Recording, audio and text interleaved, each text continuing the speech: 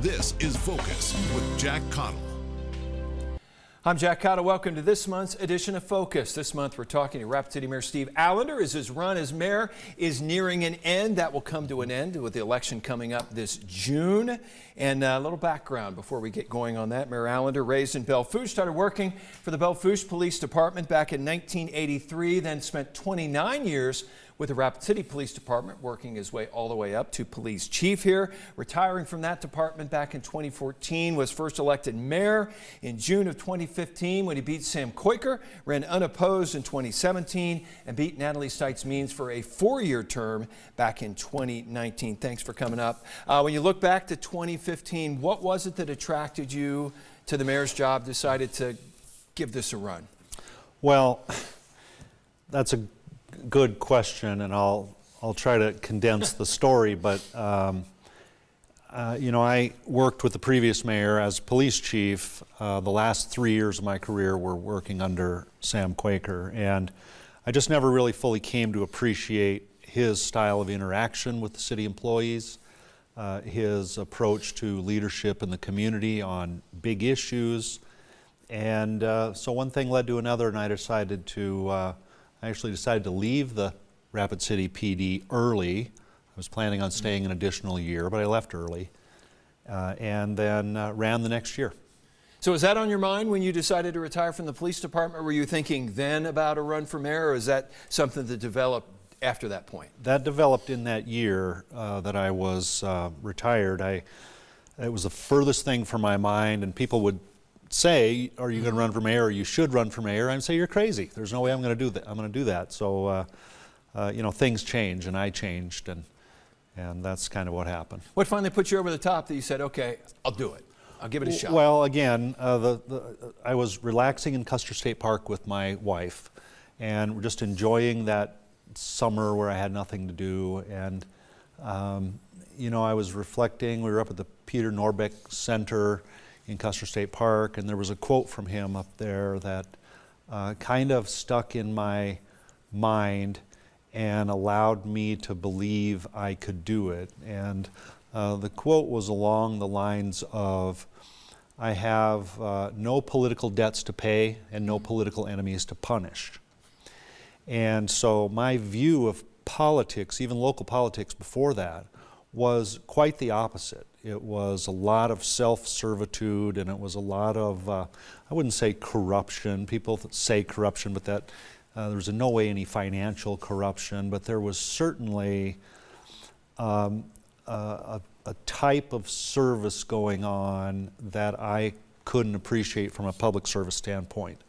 So I felt like the citizens weren't getting what they should have, and I felt like this quote from Peter Norbeck empowered me to believe that it's possible to be an elected official without becoming a politician. And so that stuck on my mind. I had some encouragement from my wife and other people who consulted me, and I just decided to do it. Do you feel like you were able to do that? Were you able to get into politics without becoming a politician? I do, and you know, the first accusation people make about someone who is elected is that they're just another politician, which is fair. I mean, we have a long history of watching professional politicians in the federal level, state level, and so, you know, it's a fair criticism. But I do feel that that was one of my greatest assets as well as my greatest liabilities. I would not play along in the game as it was requested of me a number of times. I ended up bucking the system a number of times, and then you get cast as being aloof or uncooperative or this type of thing. But I went to work every day, and I'll continue for another 100 and some days, going to work, rejecting the allure of the political mindset where you where it's you know, give and take, and you get something for something only. That's not part of public service, and as you mentioned in the summary, this year will mark my 40 years essentially in public service for me. So I'm finishing, no matter what everyone thinks, I'm finishing on a high note personally. I've upheld my own personal standards. My integrity is intact. Not everyone loves me, which I knew would be part of the price of being in public service. And now that was all 2015. You get into the mayor's race. Now 2023, you decide you're not going to run again. What led to that decision that it was time for this to come to an end and move to another part of life? Well, in 2015, I never wanted to make this a career. I wanted to do this for a couple of years or a few years. And so I was really looking at 2019 to step down in 2019. That would have been two-year terms. I would have been completely satisfied. Probably could have got out with my sanity at that point. And then, of course, the only challenger at that time was an activist, someone who had no experience, someone who had a terrible vision for the city. I just couldn't sit by and do that. But in fact, I promised my wife I was going to get out in 2019. And in the end, she was one that helped me realize you can't step away from this at this point. There's one challenger, it's the wrong challenger, and there's more work to be done. So so once I was elected in 2019, there was never a hope I was ever going to be in another election after that. And do you feel good about where the city sits? Where does the city stand right now as you're ready to move on? Well, I think the city's in very good positions, very strong, very resilient. And if I've learned one thing in the last 8 years, it's been that even City Hall can't mess up a good city. We are clunky by nature, government. We've got 10 elected city council members, we've got an elected mayor, we've got a lot of special interest groups, a lot of debate, some is good, some is not so good, and we do a lot of things that are sometimes controversial. So, but in the end, Rapid City finds a way to keep moving forward. I mean, we've done a lot, I think, in the last 8 years to help Rapid City move forward. We've given a breath of fresh air as it relates to public discourse and engaging the public and being a citizen government right up until 2020. And in 2020, everything changed, which has really made for the longest 3 years of my life being in elected office. There was a lot of unknowns with the pandemic. There were a lot of decisions that were made that were unpopular. There was a lot of emotions, and we worked through that situation and came out relatively unscathed. However, the public, and I think this is worldwide, this is not just in Rapid City, it's everywhere. The public has suffered something that we don't quite understand yet. There's a cloud over us. There's been it has increased the viciousness of political arguments. It's helped to raise crime. It's really affected a lot of families. And so we're still in that cloud, and one day we'll get to learn what it is. But we've been very much negatively affected by the pandemic. Were you surprised, even at the local level, of how politically charged the pandemic got and where we go to deal with it? Oh, absolutely. And not that I disagree with everything that was said or done, but one of the controversial things that I got myself into was a council meeting where we were discussing a mask mandate. But when it came to my attention that 9 city council members wanted some type of mandate, I felt an obligation to bring it forward. The people's representatives said, we want to have a public discussion about this. And then, of course, the opposition was very vicious and personal, and when it came down to the vote, now only 5 wanted to have it. And the tie-breaking vote was on me. And I kind of have my own policy about breaking votes, breaking ties, and I won't do that on a terribly controversial subject. So that mask mandate died, but still, everything that we dealt with essentially brought out this crowd of people who came carrying American flags and calling us tyrants and all this kind of stuff. This was not normal for Rapid City, and it wasn't necessary, and it wasn't helpful. It didn't help anything. But this happened, and that was a symptom of the times. How do you get past that? Because some of that is still hanging around out there. It is, and it's funny, when the pandemic started, I was telling myself, this is okay. maybe it's just going to be a week or two. We'll get past it. Just need to calm the storm.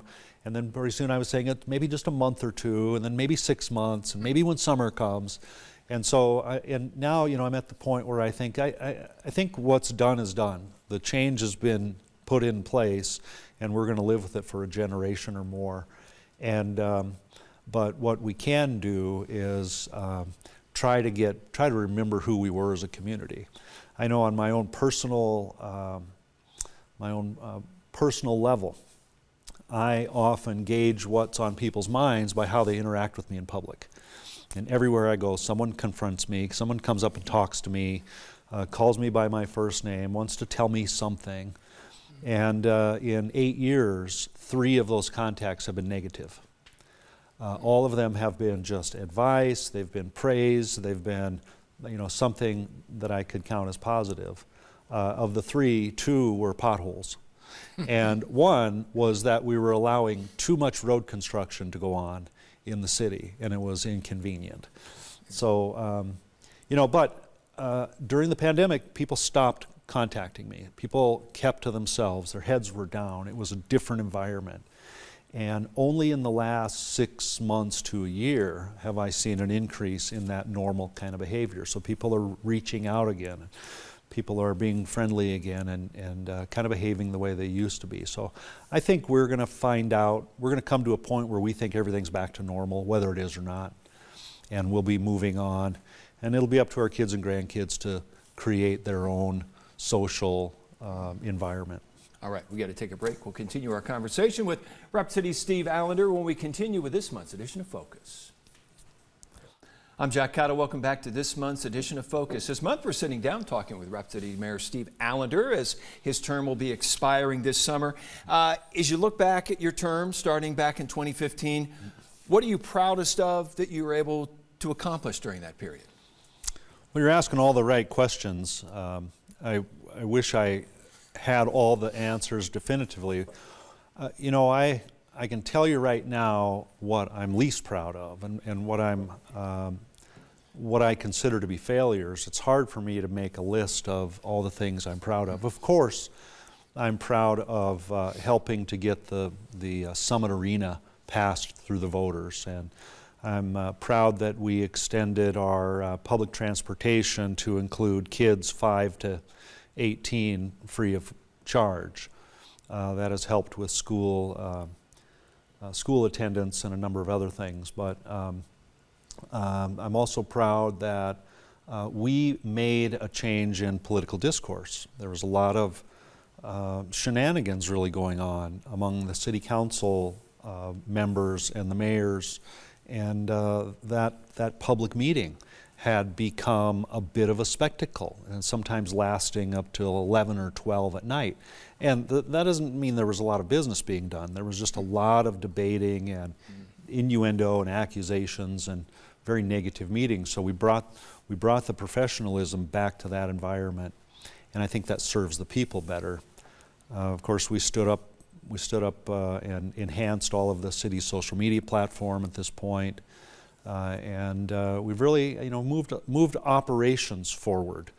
It was always a sin to add an additional city employee in the past because that's big government and it's reckless spending and whatever. But people demand services, and the government's in the position to provide services that the private sector cannot or will not. And so we do that with street cleaning and garbage pickup and utilities, water and sewer and that sort of thing. So there's a lot going on within the walls of those city buildings and the 800 and some city employees, and that's a very valuable asset that must be protected. So another thing I'm proud of is that I've put a blanket of protection around the city employees. They were being at times viciously politicized, being contacted by all levels of elected officials within the city and micromanaged and this sort of thing. And so we really put a stop to that and gave the city employees a safe environment to work in. And to be honest with you, the last 3 years, pretty significant failure, I think. And I don't know if there was a right way to handle it or if there could have been a better way to handle everything that's come up. But I feel like some of the things that we had going for us between the council and the mayor, the cohesion and the service oriented business that we were running, I think has really taken a step backwards. How about in the city itself? What would you like to see accomplished in the city itself that maybe you weren't able to do during your time? Well, one of the things that we weren't able to do while I was mayor will still be done. It's nearing the latter stages of it, and that is to build an infrastructure development plan.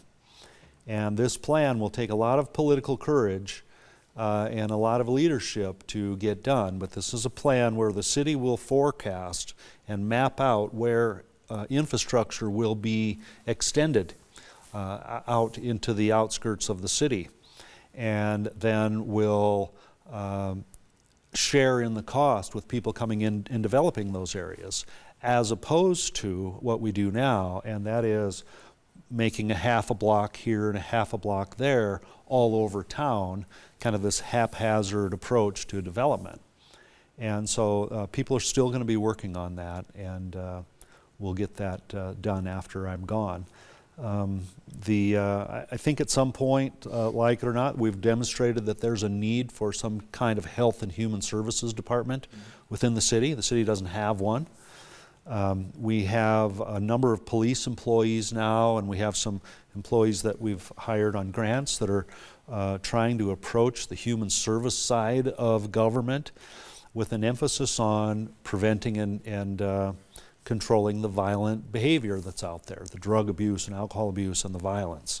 So it's kind of all related to public safety, but that is that's a developing project, and it really got a lot of breath breathed into it in the summer of 2021 when we were invited to participate in Washington, D.C. as part of the violence interruption concept. And so now Rapid City is seen as a leader in its violence interruption program, and we've gotten millions of dollars from the federal government to continue with this venture. There's a lot of those type of things, but by and large, everything I set out to accomplish has been accomplished or has been put to bed for the time being. The big one, I think, is the concept of a city manager. The city manager hits people's ears wrong. It's something that's not well understood by everyone, the least of which was the city council and the citizens during the pandemic when we brought this to a public meeting. It was seen as a power play where people like myself could put themselves in power for life. That was one of the accusations. But the reality of it is it gives more authority to the city council to manage a city manager. It's professional management, it's not political management. And I think it enhances and protects that enormous investment that the taxpayers are making into city operations. So that came up. It was a great citizen committee. They chose to bring it forward, pandemic or not, and it didn't go over well, and there was a lot of chastising going on, a lot of accusations. There were people showing up in the council meeting with protest signs saying, like Allender loves Biden, and all kinds of, Allender wants gun control, all kinds of crazy stuff like that. So anyway, that was a pretty massive failure, but I think that should be revisited sometime in the future. All right, we got to take another break. We'll continue our conversation with Rapid City Mayor Steve Allender when we return with this month's edition of Focus. I'm Jack Caudill. Welcome back to this month's edition of Focus. We're talking to Rapid City Mayor Steve Allender. His term will expire here in July 3rd, to be exact. Now, looking ahead for this, what are you going to do from here? Do you know yet? I don't know yet. At this point in my life, I kind of equate a future plan as trying to predict the future. So I think I'm going to plan for my first day of retirement, July 4th. and then see what July 5th brings. But I can more safely tell you what I won't be doing, and that is seeking some higher political office and subjecting me and my family to more of the same for many more years. So hope to relax a little bit and get my bearings again, and then we'll see what happens. You know, as of right now, we have 4 names in, people that announced that they would like to be Rapid City's next mayor. Are you going to get involved in that race at all? Are you going to pick a candidate that you support, or where are you going to stand on that? That's a good question. I've, of course, not been in this position before, so I may be asked, or it may be implied that I should do a endorsement or something of that nature. But you know, my message to some of the political candidates so far has been, if you leave the city employees out of your campaign, then you might keep me out of it as well. I just want the best for Rapid City. I do know all of the candidates very well. I do have opinions, but I just don't know for sure if I'll be sharing all of those in the future or not. But we'll see. Now, you talk about you have opinions. You have been known at times to be rather blunt when you come out there. Do you ever step that back afterwards and say, maybe I should have held that one back a little bit? Oh, I suppose. I mean, you know, a guy like me can't just mouth off all the time without some consequences. But I have, you know, I've made a career on being open and honest and to the point. And so, but you know, I've probably hurt some feelings or didn't refine a statement enough in the past. But overall, I am comfortable with who I am and how I've carried myself and portrayed myself over the years, and I'll continue to do that in retirement. Now, whoever becomes Rapid City's next mayor, what kind of advice would you give to the next person taking over this job? My number one piece of advice for anyone who may acquire that mayor's office is to leave partisan politics out of it. Cities, such as Rapid City, are a nonpartisan government entity. So your candidates don't have an R or a D or an I behind their name on the ballot. And that's the way it should be, because this town is made up of Republicans, Democrats, Independents, Libertarians, people who are not registered, and people from all walks of life. And those are the folks that need service. And no political handbook holds all of the answers to all the problems the mayor will have to solve going forward. It just doesn't happen. That's the part of the dissatisfaction we have with Washington, is that everything is cut so cleanly on party lines, we don't get a lot of problem solving done sometimes. So be open and be a leader that the community needs, not a leader that the political party needs, because there's a disservice in that. And so that's my number one hope for the new mayor. And I guess my second bit of advice would be to look yourself in the mirror every morning and do the right thing. Don't do what someone else wants you to do. Do what you know in your heart is right, and don't apologize for it. All right, we are out of time. Rapid City Mayor Steve Allender, thank you for coming up. Appreciate it. Thank you, Jack. Thank you for your time as mayor, and hopefully you will be able to enjoy yourself, relax, and nobody's going to call you about their driveway being buried in or the garbage not being picked up. Well, let's hope so. All right, something to look forward to. Thanks. And that'll do it for us for this month's edition of Focus. Hope to see you again the first Sunday night of next month. Good night.